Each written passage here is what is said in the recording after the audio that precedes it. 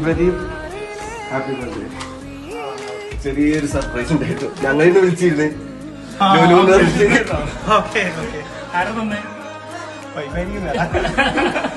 വൈഫും പിന്നെ ബ്രദറും കൂടി.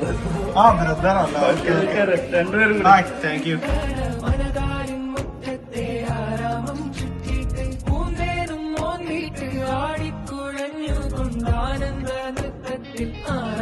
ഞങ്ങളെ വിളിച്ചിരുന്നു.